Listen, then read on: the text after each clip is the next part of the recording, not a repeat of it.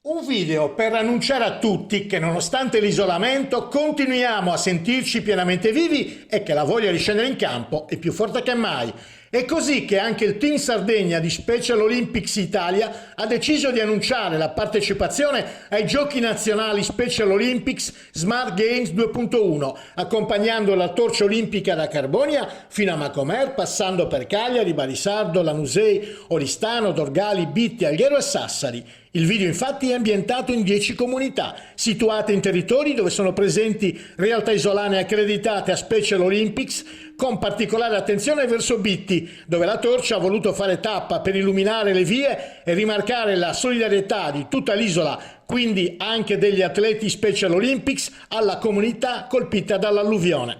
Gli Smart Games 2.1, in programma dal 1 al 15 luglio prossimi,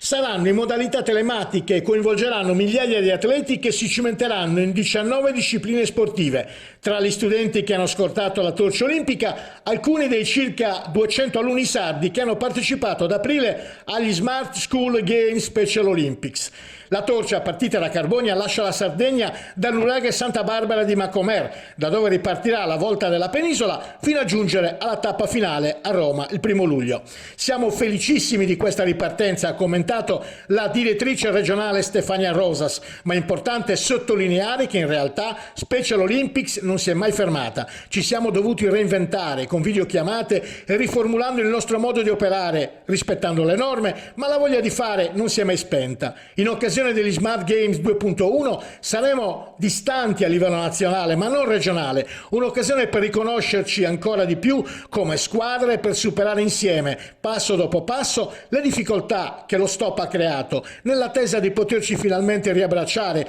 anche con i compagni del resto della penisola. Ci tengo a ringraziare, ha concluso Stefania Rosas, i presidenti delle varie realtà sarde che fanno parte del team isolano, i familiari e soprattutto gli atleti e le atlete che in tutti questi mesi si sono impegnati nel rispetto delle misure e che non vedono l'ora di ripartire.